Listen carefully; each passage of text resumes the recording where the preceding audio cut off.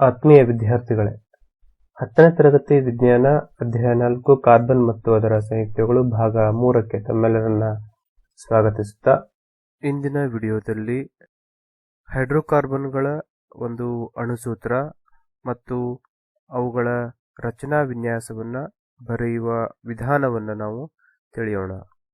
ಹೈಡ್ರೋಕಾರ್ಬನ್ಗಳ ಅಣುಸೂತ್ರ ಮತ್ತು ರಚನಾ ವಿನ್ಯಾಸವನ್ನ ಬರೆಯುವುದು.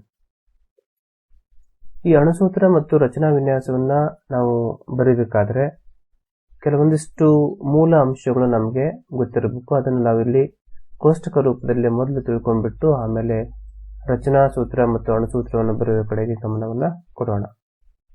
ಆದರೆ ಹೈಡ್ರೋಕಾರ್ಬನ್ ಗುಂಪುಗಳು ಅಂತ ಒಂದು ಕಾಲಮ್ ಇದೆ, ಅವುಗಳ ಸಾಮಾನ್ಯ ಅಣುಸೂತ್ರಗಳು ಅಂತ ಇನ್ನೊಂದು ಕಾಲಮ್ ಇದೆ, ನಂತರ ಬಂಧ ವಿನ್ಯಾಸ ಅಂತ ಒಂದು ಕಾಲಮ್ ಇದೆ.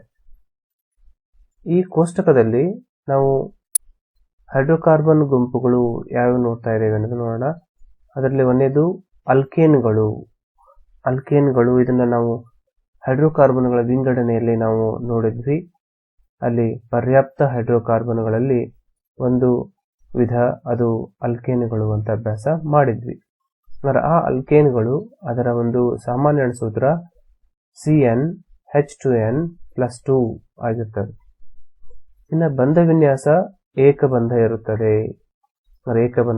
ಅಲ್ಕೇನ್ಗಳಲ್ಲಿ ಸಾಮಾನ್ಯ ಅಣುಸೂತ್ರ CnH2n+2 ಆಗಿರ್ತದೆ. ಬಂಧ ವಿನ್ಯಾಸ ಏಕಬಂಧ ಇರ್ತದೆ ಅಂತ CC ನಡುವೆ. ಇನ್ನು ಎರಡನೆಯ ಗುಂಪು ಅಲ್ಕೀನ್ಗಳು. ಅಲ್ಕೀನ್ಗಳ ಸಾಮಾನ್ಯ ಅಣುಸೂತ್ರ CnH2n. ಬಂಧ ವಿನ್ಯಾಸ ನೋಡಿ ದ್ವಿಬಂಧವನ್ನು ಅದು ಹೊಂದಿರುತ್ತದೆ, ಅಲ್ಕೀನ್. ಇನ್ನು ಮೂರನೆಯ ಒಂದು ಗುಂಪು ಅಲ್ಕೈನ್ಗಳು. ಸಾಮಾನ್ಯ ಅಣುಸೂತ್ರ CnH2n-2. ಇದು ಅಲ್ಕೈನ್ನ ಸಾಮಾನ್ಯ ಅಣುಸೂತ್ರ. ಇನ್ನು ಬಂಧ ವಿನ್ಯಾಸ ತ್ರಿಬಂಧವನ್ನ ಹೊಂದಿರ್ತದೆ, ತ್ರಿಬಂಧ. ಇನ್ನು ನಾಲ್ಕನೆಯ ಹೈಡ್ರೋಕಾರ್ಬನ್ ಗುಂಪು ಸೈಕ್ಲೋ ಅಲ್ಕೇನ್ಗಳು. ಹೆಸರೇ ಹೇಳುವಂತೆ ಸೈಕ್ಲೋ ಅಂದ್ರೆ ಸೈಕ್ಲಿಕ್. ಕಾರ್ಬನ್ ಪರಮಾಣುಗಳು ಸೈಕ್ಲಿಕ್ ರೂಪದಲ್ಲಿ ಜೋಡಣೆ ಆಗಿರ್ತಾವ, ಉಂಗುರ ರೂಪದಲ್ಲಿ ಜೋಡಣೆ ಆಗಿರ್ತಾವ. ಅದಕ್ಕೆ ಸೈಕ್ಲೋ ಅಲ್ಕೇನ್ಗಳು ಅಂತ ಕರಿತೇವೆ. ಇದರ ಸಾಮಾನ್ಯ ಅಣುಸೂತ್ರ CnH2n ಆಗಿರ್ತದೆ. ಬಂಧ ವಿನ್ಯಾಸ ಏಕಬಂಧವನ್ನ ಹೊಂದಿರುತ್ತದೆ. ಇಲ್ಲಿ N ಎಂಬುದು ಕಾರ್ಬನ್ ಪರಮಾಣುಗಳ ಸಂಖ್ಯೆಯನ್ನ ಸೂಚಿಸುತ್ತದೆ. ಸ್ಮಾಲ್ n ಅನ್ನೋದು ಕಾರ್ಬನ್ ಪರಮಾಣುಗಳು ಎಷ್ಟು ಅನ್ನೋದನ್ನ ತಿಳಿಸ್ತದೆ. ಆ ನಂಬರ್ನ ಇಲ್ಲಿ ನಾವು ಹಾಕಿ ಇದರ ಒಂದು ಅಣುಸೂತ್ರವನ್ನು ಕಂಡುಹಿಡಿಯಬಹುದು. ಇದು ಒಂದು ಕೋಷ್ಟಕ. ಇದು ಪ್ರಮುಖವಾಗಿ ನಮಗೆ ನೆನಪಿನಲ್ಲಿ ಇರಬೇಕು ಅಂತ. ನೆಕ್ಸ್ಟ್ ಒಂದು ಕೋಷ್ಟಕವನ್ನ ಇಲ್ಲಿ ನೋಡೋಣ. ಅದು ಯಾವುದು ಅಂದ್ರೆ ಹೈಡ್ರೋಕಾರ್ಬನ್ಗಳ ಒಂದು ಪೂರ್ವ ಪದ ಮತ್ತು ಕಾರ್ಬನ್ ಪರಮಾಣುಗಳ ಸಂಖ್ಯೆ. ಹೈಡ್ರೋಕಾರ್ಬನ್ ಪೂರ್ವ ಪದ ಯಾವುವು, ನಂತರ ಅದರ ಒಂದು ಕಾರ್ಬನ್ ಪರಮಾಣು ಸಂಖ್ಯೆ ಎಷ್ಟು ಅನ್ನೋದನ್ನ ನಮ್ಗೆ ಗೊತ್ತಿರಬೇಕು ಅಂತ. ಮಿಥ್, ಒಂದೇ ಹೈಡ್ರೋಕಾರ್ಬನ್ ಪೂರ್ವಪದ ಮಿಥ್ ಅಂದ್ರೆ ಕಾರ್ಬನ್ ಪರಮಾಣು ಸಂಖ್ಯೆ ಎಷ್ಟಿರ್ತದ, 1 ಇರ್ತದೆ ಅಂತ. ಇನ್ನು ಎರಡನೇದು ಈಥ್, ಅದರಲ್ಲಿ 2 ಕಾರ್ಬನ್ ಪರಮಾಣುಗಳಿರ್ತಾವ. ಮೂರನೇದು ಪ್ರೋಪ್ ಅಂದ್ರೆ 3 ಕಾರ್ಬನ್ ಪರಮಾಣುಗಳು. ಬ್ಯೂಟ್ ಅಂದ್ರೆ 4 ಕಾರ್ಬನ್ ಪರಮಾಣುಗಳು. ಪೆಂಟ್ ಅಂದ್ರೆ 5 ಕಾರ್ಬನ್ ಪರಮಾಣುಗಳು. ಅದೇ ರೀತಿ ಹೆಕ್ಸ್ ಅಂದ್ರೆ 6 ಕಾರ್ಬನ್ ಪರಮಾಣುಗಳು. ಹೆಪ್ಟ್ ಅಂದ್ರೆ 7 ಕಾರ್ಬನ್ ಪರಮಾಣುಗಳು. ಆಕ್ಟ್ ಅಂದ್ರೆ 8 ಕಾರ್ಬನ್ ಪರಮಾಣುಗಳು. ನ್ಯಾನ್ ಅಂದ್ರೆ 9 ಕಾರ್ಬನ್ ಪರಮಾಣುಗಳು. ಡೆಕ್ ಅಂದ್ರೆ 10 ಕಾರ್ಬನ್ ಪರಮಾಣುಗಳು. ಇದು ಬಹಳ ಮುಖ್ಯವಾಗಿ ನಮಗೆ ಹೈಡ್ರೋಕಾರ್ಬನ್ಗಳನ್ನ ನಾವು ಅದರ ಒಂದು ರಚನಾ ಸೂತ್ರವನ್ನ ಬರಲಿಕ್ಕೆ, ಅದರ ಹೆಸರಿಸಲಿಕ್ಕೆ ಇದು ಬಹಳ ಮುಖ್ಯ ಆಗತ್ತೆ. ಹಾಗಾಗಿ ಈ ಕೋಷ್ಟಕ ಸಹ ನಾವು ನೆನಪಿಡಬೇಕು. ಈಗ ಅಲ್ಕೇನ್ ಸಂಯುಕ್ತದ ಒಂದು ಅಣುಸೂತ್ರ ಮತ್ತು ರಚನಾ ವಿನ್ಯಾಸವನ್ನ ಹೇಗೆ ಬರೆಯೋದು ಅನ್ನೋದನ್ನ ನೋಡೋಣ ಉದಾಹರಣೆ ಸಹಿತ. ಸರಿ, ಓಕೆ. ಒಂದು ಉದಾಹರಣೆಯನ್ನು ಗಮನಿಸೋಣ. ಇಲ್ಲಿ ಈಥೇನ್. ಹಾಗಾದ್ರೆ ಈಥೇನ್ ಅಂತ ಕೊಟ್ರೆ, ಈಥೇನ್ ನೋಡಿ ಅದರ ಒಂದು ಅಂತ್ಯ ಪ್ರತ್ಯಯ ನೋಡಿ ಏನ್. ಇಲ್ಲಿ ನೋಡಿ ಅಲ್ಕೇನ್ ಈಥೇನ್ ಹೌದಾ. ಹಾಗಾದ್ರೆ ಇದು ಒಂದು ಅಲ್ಕೇನ್ ಸಂಯುಕ್ತ. ಹಾಗಾದ್ರೆ ಈ ಅಲ್ಕೇನ್ ಸಂಯುಕ್ತದ ಅಣುಸೂತ್ರವನ್ನ ಹೇಗೆ ಬರೆಯೋದು ಮತ್ತು ರಚನಾ ವಿನ್ಯಾಸವನ್ನು ಹೇಗೆ ಬರೆಯೋದು ಅನ್ನೋದನ್ನ ನೋಡೋಣ. ಸರಿ, ಈಥೇನ್ ಅನ್ನ ಬರಿಬೇಕಾದ್ರೆ ಹೇಗೆ ಬರೀತೇವೆ ನಾವು? ಬಿಡಿಸಿ ಈಥ್ ಪ್ಲಸ್ ಏನ್ ಅಂತ ಬರಿತೇವೆ. ಈಥ್ ಪ್ಲಸ್ ಏನ್ ಈಥೇನ್ ಹೌದಾ.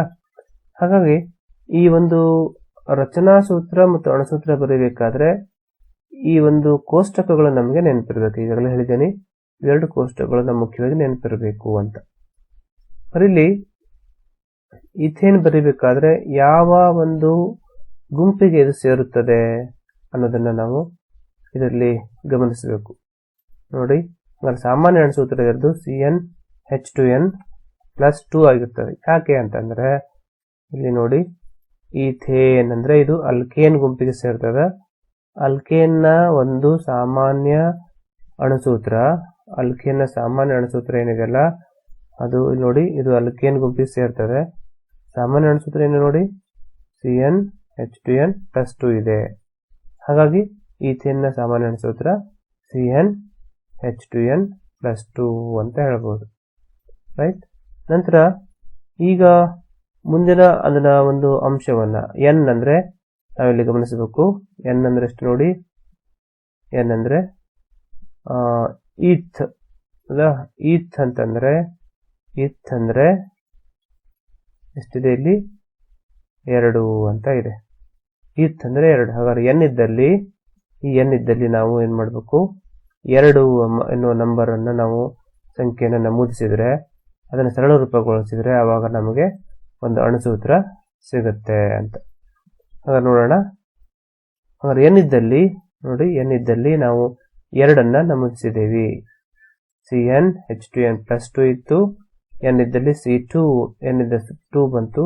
H2 into N, 2 into 2, N ಅಂದ್ರೆ 2 +2, ಸೊ +2. ಹಾಗೆ ಸರಳ ರೂಪ ಕೊಟ್ಟರೆ ಏನಾಯ್ತು ಈಗ?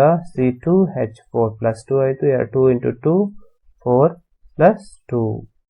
ಈಗ ಹಾಗಾದ್ರೆ ಸಾಮಾನ್ಯ ಅಣುಸೂತ್ರ ಏನಾಯ್ತು? ಈಥೇನ್ ನ ಅಣುಸೂತ್ರ C2H6 ಆಯ್ತು.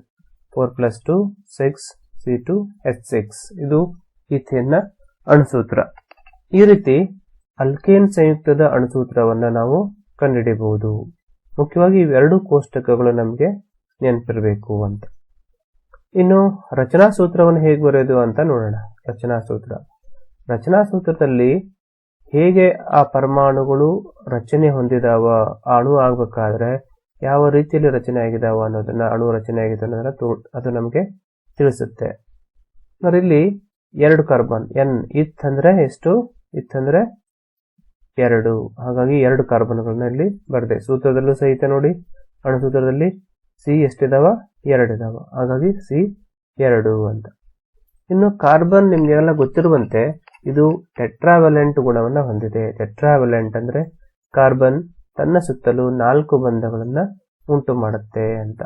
ಹಾಗಾಗಿ ಟೆಟ್ರಾವೆಲೆಂಟ್ ಗುಣ ಇಲ್ಲಿ ಅದು ನಾವು ಇಲ್ಲಿ ಅನ್ವಯ ಆಗುತ್ತೆ ಅದಕ್ಕೆ ಕಾರ್ಬನ್ಗೆ. ನೋಡಿ, ಕಾರ್ಬನ್ ನಡುವೆ ಏಕಬಂಧ ಇದೆ. ಯಾಕೆ ಏಕಬಂಧ ಇರುತ್ತೆ ಇಲ್ಲಿ ಅಂತಂದ್ರೆ ನೋಡಿ, ಇದು ಅಲ್ಕೇನ್ ಆಗಿರೋದ್ರಿಂದ ಬಂಧ ನೋಡಿ, ಬಂಧ ಏಕಬಂಧವನ್ನು ಹೊಂದಿರಬೇಕು ಅಂತ. ಇದು ಸಹಿತ ಬಹಳ ಮುಖ್ಯ. ಇನ್ನು ಕಾರ್ಬನ್ನ ಸುತ್ತಲೂ ಸಹಜವಾಗಿ ನಮಗೆ ಗೊತ್ತಿರುವಂತೆ 4 ಬಂಧಗಳನ್ನ ಅದು ಉಂಟು ಮಾಡುತ್ತೆ. ಒಂದು ಬಂಧ ಆಲ್ರೆಡಿ ಇಲ್ಲಿ ಇದೆ ಈಗಾಗಲೇ ಕಾರ್ಬನ್ ನಡುವೆ. ಉಳಿದಂತೆ 3 ಬಂಧಗಳು ಉಂಟಾಗ್ತವ.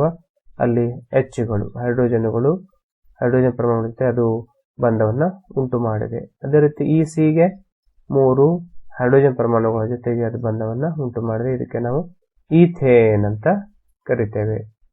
ಸರಿ, ಇದು ಅಲ್ಕೇನ್ ಸಂಯುಕ್ತ ಈಥೇನ್, ಅದರ ಅಣುಸೂತ್ರ ಮತ್ತು ರಚನಾ ವಿನ್ಯಾಸ ಅಥವಾ ರಚನಾ ಸೂತ್ರ ಅಂತ ಇದನ್ನ ನಾವು ಕರಿತೇವೆ. ನೆಕ್ಸ್ಟ್ ನೋಡೋಣ, ಅಲ್ಕೀನ್ ಸಂಯುಕ್ತದ ಅಣುಸೂತ್ರ ಮತ್ತು ರಚನಾ ವಿನ್ಯಾಸವನ್ನ ಬರೆಯುವುದು. ಅಲ್ಕೀನ್ ಎರಡನೇ ಗುಂಪು. ಉದಾಹರಣೆ ಈಥೀನ್ ಅಂತ ನೋಡೋಣ. ಈಥೀನ್ ಅನ್ನ ಹೇಗೆ ಬಿಡಿಸಿ ಬರಿತೇವೆ ನಾವು? ಇಥ್ ಪ್ಲಸ್ ಈನ್, ಈಥೀನ್ ಅಂತ ಹೇಳ್ತೇವೆ.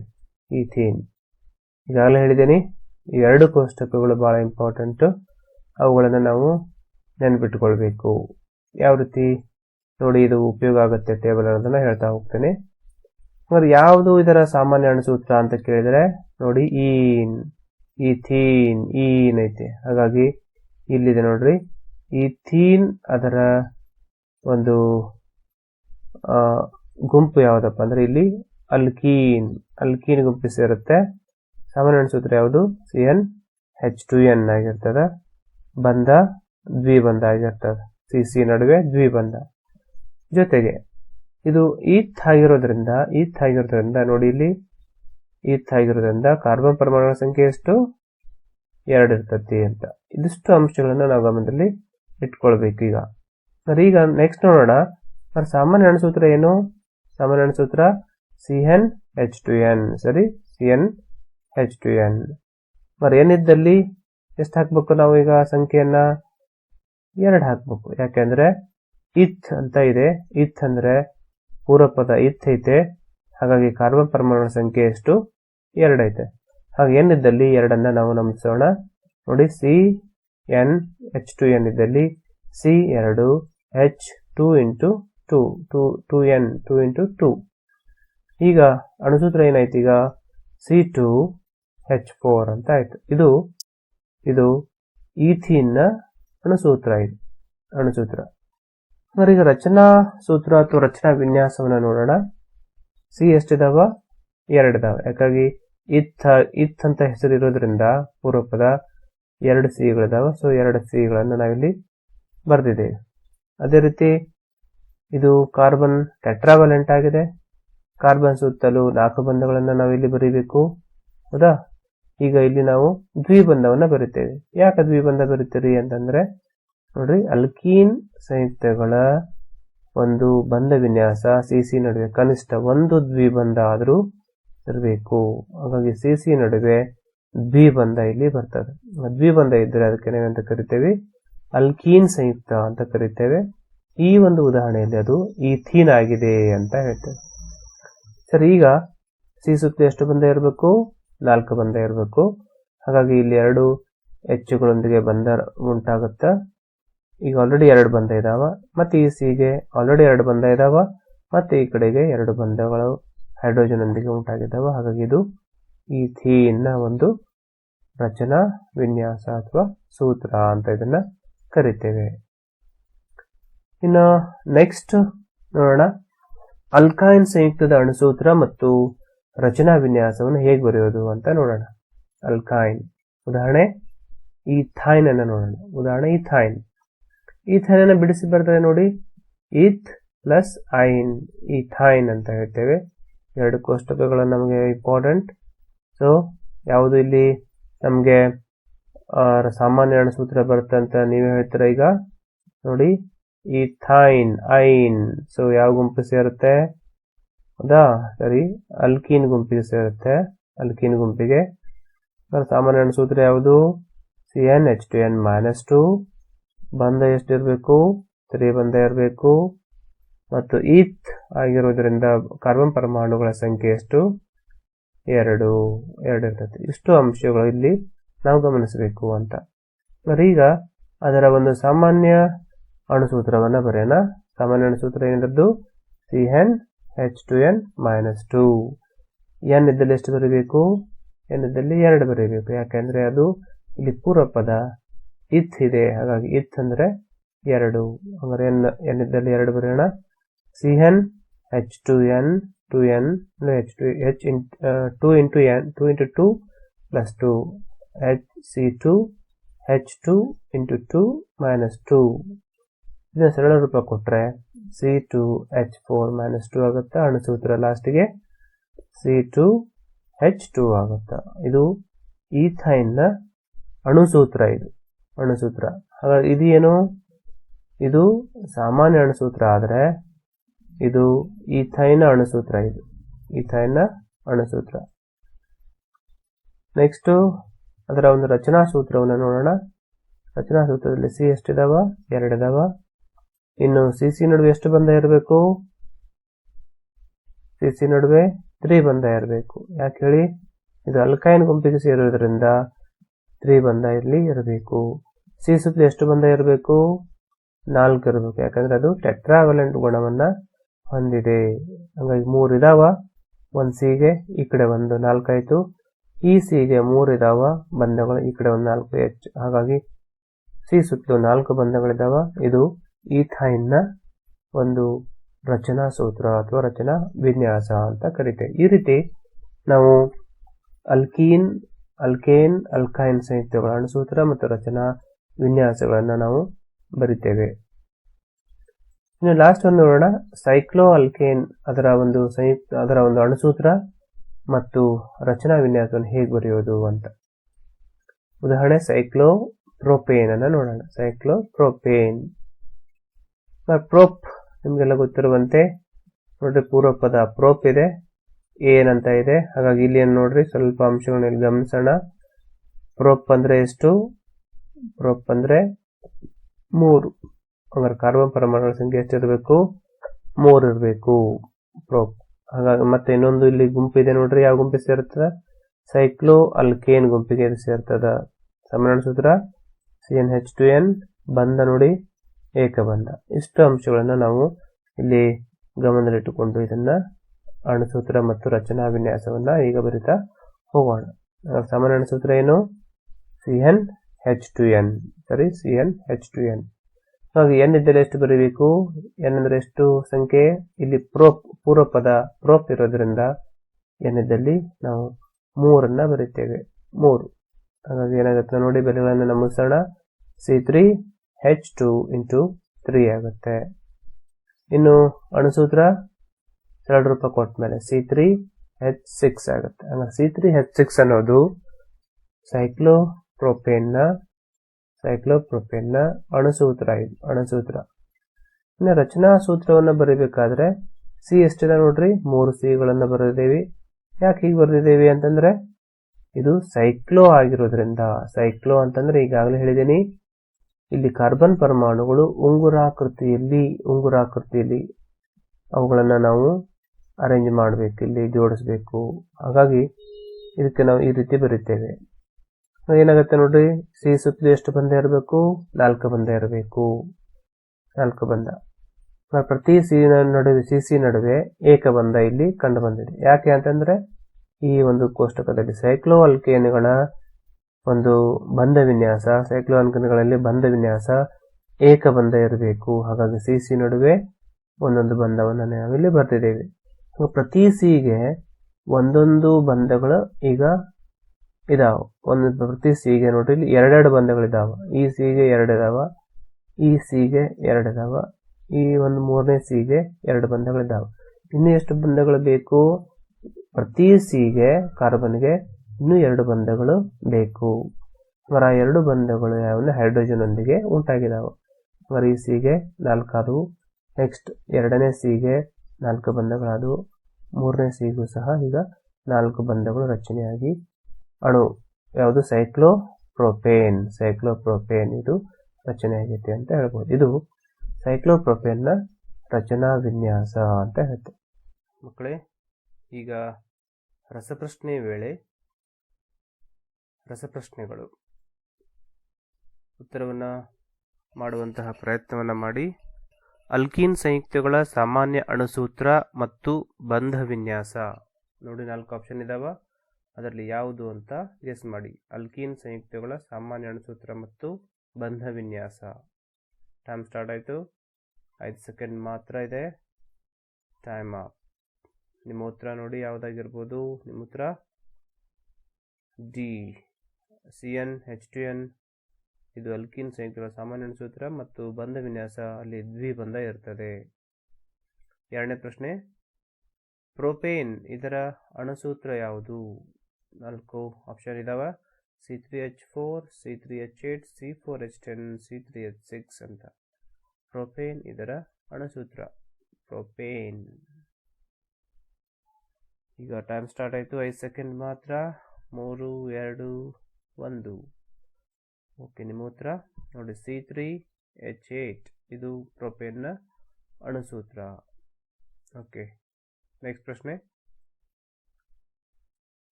C4H6 ಇದನ್ನು ಹೆಸರಿಸಿ. ಇದರ ಹೆಸರು ಹೇಳಬೇಕು. Butane, propyl, propene, butyne. ಇದರ ಹೆಸರೇನು? C4H6. ಟೈಮ್ ಸ್ಟಾರ್ಟ್ ಆಯಿತು. 4, 3, 2, 1. ಓಕೆ, ಉತ್ತರ ನೋಡಿ ಯಾವುದು? S, butyne.